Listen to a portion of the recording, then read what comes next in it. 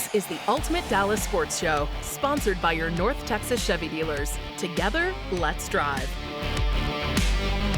And here we go. Thanks so much for riding with us on the Ultimate Dallas Sports Show. I'm Joe Trahan. He's the producer extraordinaire, the one and only Andrew Seeley. Man, the Dallas Cowboys fall to 1-2 on the season. They lose in demoralizing fashion, which gives us a ton to talk about tonight on the show. And that's just a part of it. I don't know what else is going on this show, but I have a sneaky suspicion that you do, Andrew. I mean, in fairness, if we're really talking about who didn't know what was going on, the Cowboys defense is right there with Joe right now. So at least on some level, yes. It's all going to segue straight into it. So let's get right into it with what's on the show. Here's What's on the Show, sponsored by NFM. Well, the Cowboys are 1-2. And a reunion awaits, but before Micah returns to town, we've got to dissect one of the more disappointing showings we've ever seen in Chicago, and it's the return of no fence riding, this time with a pair of topics that really grind my gears. I actually considered changing the name of the segment this week, but we'll play around with that a little bit later. To grind my gears? Just a little bit, yes, maybe. Okay. All right, mainly inflated college stats and the tush push. Joe, that's what's on the show. Now, who's on the show? Well, tonight, it's a WFAA only. It's exclusively WFAA. Mike Leslie was covering the game. He's at Soldier Field. And then we also have Michelle Montaigne. So it's the crew. It's all in the family tonight. And you guys, I am so sick and tired of watching Dallas Cowboys defenses play like this. And unfortunately, Dallas Cowboy fans have seen this movie too many times, especially recently with what they went through last year. I went back and looked at some of the numbers. And listen, through 4 games last season, Mike Zimmer, of course, he was a new defensive coordinator last season. His units gave up an average of 355 yards a game, an average of 26 points a game in the first 4. And Mike, you had the indignity of watching it in person. So we'll start with you. What was the worst part of what you saw in person at Soldier Field today? What was the worst part, man? Yeah. I don't know if I can drill down on just one. You know what? The fourth and goal. The fourth and goal, I think, was the worst one. They were at the 4-yard line. There's not that much field to cover. How do you leave a guy that wide open when there's that little surface area to cover? Consistency? That one was unbelievable. The flea flicker, I heard Stretch saying this on Sports Special. Fine, you're going to get suckered in by a play like that. That one's understandable. That one's explainable. 4th and goal from the 4, and you leave a guy completely wide open in the back of the end zone. That one is inexcusable. The one thing about the flea flicker, though, you guys, is it was the worst flea flicker back pass in the history of football. That ball was in the air for like 4 seconds, and I'm like, certainly they'll be able to, gain ground and get back in the. No, not this secondary. Michelle, what about you? What'd you think? On Mike's point here, not only was no one close. I mean, seriously, when he caught the ball, when DJ Moore caught the ball, he was so wide open that there was barely any Cowboy secondary player on the screen. Like, you could barely even see a player within the frame of the screen. I don't know. I think that one was probably the worst. I for a second there, I thought when Mike was saying the 4th and 1, it was 4th and 4, but when Dallas was on the 1-yard line and they had 2 attempts to get in the end zone, I thought that the defense is objectively bad. The offense carries a bit more of the responsibility, I think, or at least that's what we assumed going into this season. And through 3 weeks of play, they have to carry the load and the responsibility. So for them to not be able to punch it in from the 1-yard line, and you got 2 attempts at it, I think that was really the end of the game. That interception. Mike, I'm curious because, again, 3 defensive coordinators now in 3 years. There's been a lot of change on that side of the ball. And yet, and I know the saying goes, it's players, not plays. They have to make the plays work. Is this a personnel issue or is this a scheme issue, Mike, or both, in your opinion? I do think it's both. I think that they are misusing Donovan Wilson. He's not a free safety. He's a box safety, and they're trying to shoehorn him into playing deep coverage over the top. That's not what he's built for. That's not what he's good at. I'm not sure that they have somebody who's great at that, but he's certainly not the guy that is supposed to be in that role. And if they could use him and accentuate his strengths, he can be a useful player in this league. We have seen that in recent years. They're not using him properly, but there's definitely issues with the personnel as well. It goes beyond just the scheme. There are struggles in every facet of this defense. Yeah, I agree with that. But I also think that there is a baseline in terms of being able to get a defense together and to have them play cohesively. And unfortunately, the Cowboys are nowhere near that baseline. I mean, I'm wondering what happened at training camp, right, to where we've kind of seen this, and I think this word is perfect. There's been a disintegration of the defense. It's not integrated anymore, and it's not cohesive. And the last thing they are is tied together on a string, and it's hard to understand, and it feels as though, you know, there's a lack of understanding of some of the basic tenets of what Matt Eberflus is asking these guys to do. I mean, Coach did a fantastic job, Glenn Smith did, on Sports Special of showing one play in particular. There was a spy on Caleb Williams, and the safety, who was supposed to be looking at DJ Moore, was flowing with the quarterback while there was still a spy for the quarterback on the same play. And it's just, you know, the lack of, and it's not just communication, it really is integration and coordination of the defense. That's what's really, it's disturbing. And I think that even goes kind of beyond, at least for me, I think that goes beyond the roster and beyond the players that are on this team. I think it's both. It's the inability to play the scheme and maybe, I shouldn't say maybe, and the Cowboys do need more talent defensively, especially on the front line. And I'll throw that one to you, Michelle. When you look at that front four, what jumps out to you in terms of what they are lacking? When Andrew asked that question, my mind immediately went to, I think it's more personnel when you're talking about the defensive line, and up front, they just don't have the same elite level of athleticism on the edges or up in the middle. I mean, Mozzie Smith in his debut did not register a tackle. Who? And Sorry, I couldn't resist. It was too right. easy. It was right there. And then, so I think up front, it's especially personnel. That's I think foul, as you man. move your way back, that becomes more of a blend of personnel and scheme and just lack of understanding of how to operate within it. But no, I think, you know, in week 1 and week 2, I thought there were some bright flashes from guys like Solomon Thomas and Osa. Of course, you'd expect that. But what confused me the most today was that there was no pressure on Caleb Williams. Actually, coming into this week, I was looking at some numbers. Y'all remember that he was sacked 1,000 times last year, and this was one of the worst offensive lines protecting him. That was a literal stat, I'm pretty sure. That was a literal stat. Yes. No hyperbole.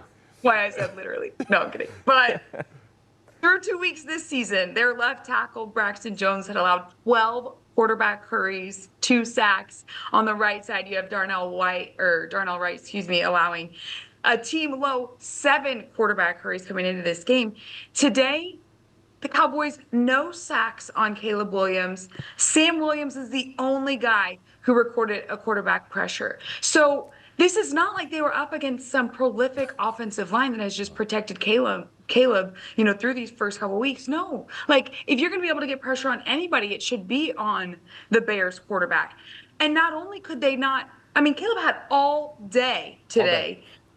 And so no one's getting home up front, but then every receiver has at least 5+ yards of separation between them and anyone in a Cowboys uniform on the back end. So, like, where on the field are the defenders? You know, there was so much space.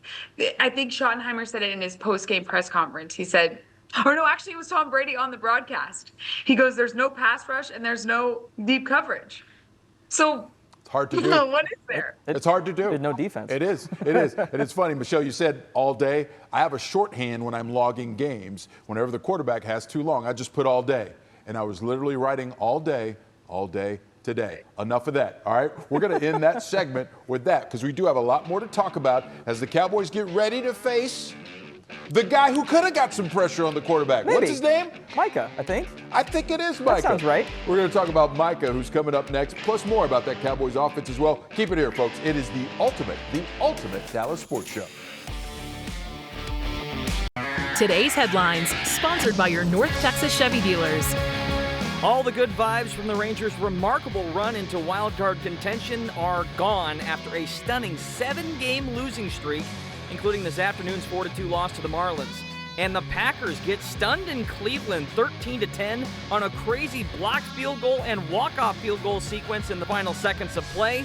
Green Bay brings Micah Parsons to town next Sunday night.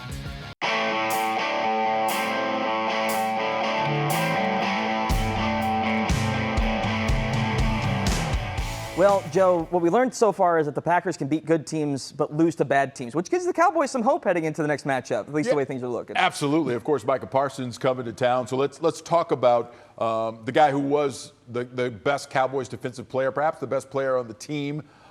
He didn't have a particularly good day. Listen, he hadn't really gotten off to a superb start. He's got a sack and a half through 3 games. He didn't have one today. And after the game today, he said that his team really had an awful showing. That's a nice way of putting it. I'll put it euphemistically that way. He was much more to the point, and there may have been a little profanity involved. But listen, they didn't play well, so I think they're going to be ready to roll Sunday night when they come in here. Michelle, I'll start with you. What are you looking forward to seeing from Micah Parsons most when he comes back to AT&T Stadium? Already recorded 2 videos this week. One saying that I had a nightmare about him walking back into AT&T Stadium, and 2, I don't know if y'all saw R. Mason Thomas sack Jackson Arnold yesterday. His first sack in the second half when he was let back into the game was him crawling, like I said polar bear jumping on top of Jackson. I fear that is precisely what we're going to see out of Micah Parsons on Sunday. I think, we know he is such a passionate player that he's going to have so much emotion and extra intensity about his game on Sunday that I expect, if anything, you mentioned his stat line just now, I expect he probably doubles that. I don't know. But look, the offensive line has been okay, but I think Dak was sacked twice today. There's either 2 or correct. more. That's correct. So I think with the athleticism of someone like a Micah Parsons, it wouldn't be surprising if he gets to Dak. So as the Packers apologist on the panel here, Mike has actually been playing fantastic. It just hasn't shown up on the stat sheet, and I think Mike's going to agree with me on that. My question to Mike is, again, that is part of it, but even if he doesn't register a sack, he's impacting the play in a different way, forcing the ball out early. That's what the Bears did a little bit with Dak, and he has been good at getting the ball out. But how can the Cowboys offense combat a Packers defense that has really tamped down on some really quality offenses so far early in the season, Mike? Yeah, I think you're absolutely right, Andrew. I think you've got to look at more than just the sack numbers to determine whether or not somebody's having a good season. It's why I felt like the talking point about Micah Parsons not having sacks late in regular seasons or in playoff games wasn't always perfectly illustrative of what his impact was on the football field. If you've watched the Packers play their first couple of games this season, he's been making an impact beyond just the sack and a half that he has on the stat sheet. And I know that Joe knows that too, just to be absolutely abundantly clear on that. Just digging my own hole, Mike. Go ahead. I'm 1,000 miles away. I can't see facial expressions. I'm just making sure. But yes, this is a problem for the Cowboys because he's going to be all over Dak Prescott on Sunday. The Cowboys' offensive line, to Michelle's point, has not been terrible, but they certainly haven't been great either, and their tackle positions haven't been their strongest parts of the offensive line so far this season. Micah Parsons on Terrence Steele is a mismatch, and Green Bay's going to exploit that. And Green Bay's got a defense that is a lot more than just number 1 out there. This is going to be probably one of the harder games for the Cowboys to move the football, as good as their offense can be when they are fully healthy. And it sounds like CeeDee Lamb's going to be out there and they may be fully healthy. But it's going to be harder to move the football this week against Green Bay than it's probably been each of these first 3 games of the season. Yeah, doubling down on that point, Mike. I mean, Micah Parsons against Terrence Steele, Micah Parsons against Tyler Guyton. definitely advantage Packers. And listen, when they do the T&E stunts, I think the only time he wouldn't have an advantage is when he goes up against Tyler Smith. And that would be a push. And we'll see how it goes. I mean, I just think that hell hath no fury like a lion scorned. And he is going to come in here, and I think it is going to be. Shot too. Yeah, exactly. Yeah. You okay, Michelle? Especially a lion who recently had to clean up his bed.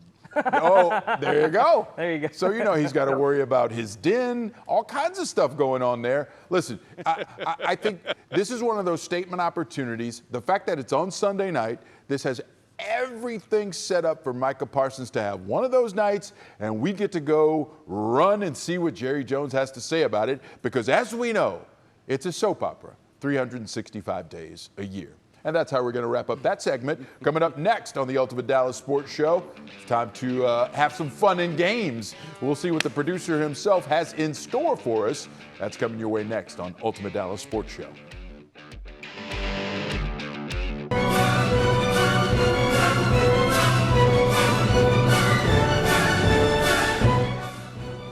It is my music. Welcome back to the Ultimate Dallas Sports Show. Time now for everyone except Michelle's favorite game, no fence riding. Sorry, Michelle, you will be subjected to it again. The concept is simple. I have two statements. Everyone has to pick which side of the fence they're on. No riding the fence, or you get the horns. And speaking of the horns, topic number one.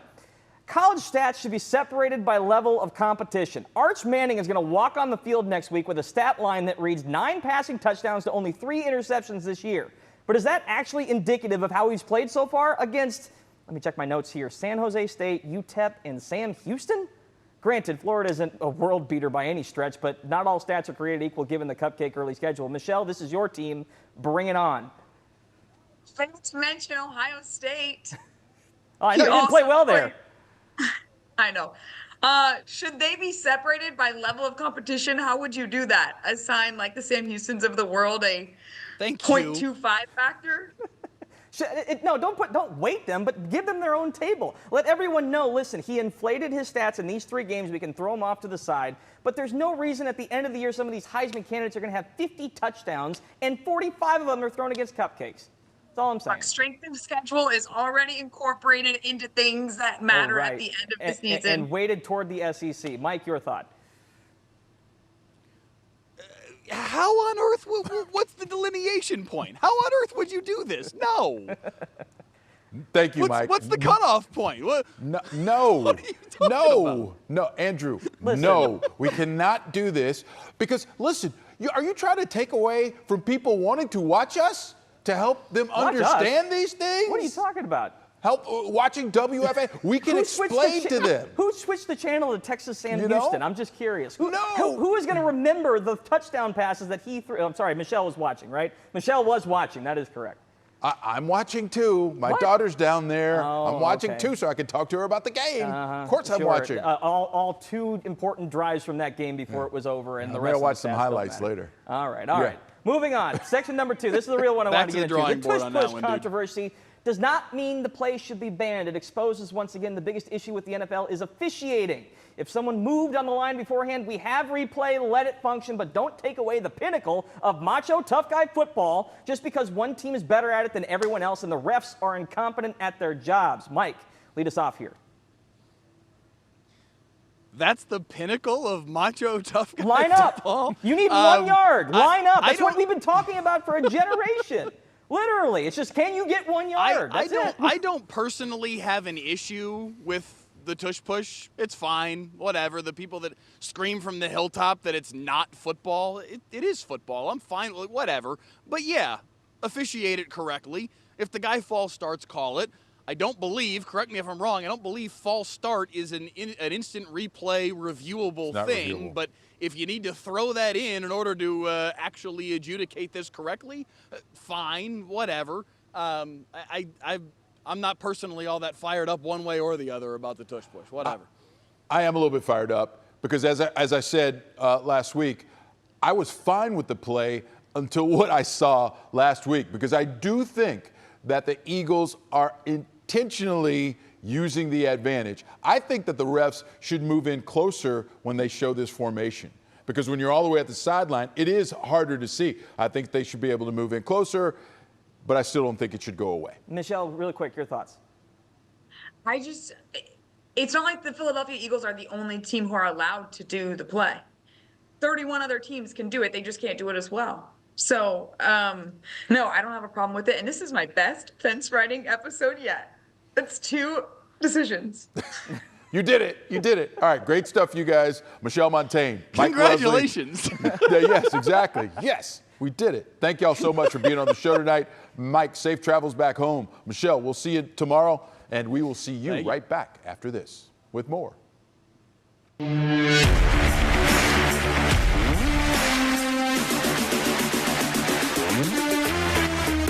My final take is directed at the Cowboys defense, a Cowboys defense that at times against the Bears was non-competitive.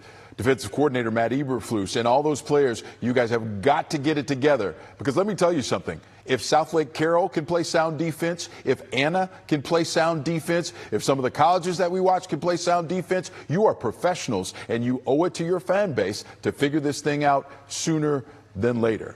I hate to play that card, Andrew, but it was so bad. I'm sorry. It was so bad. You have to.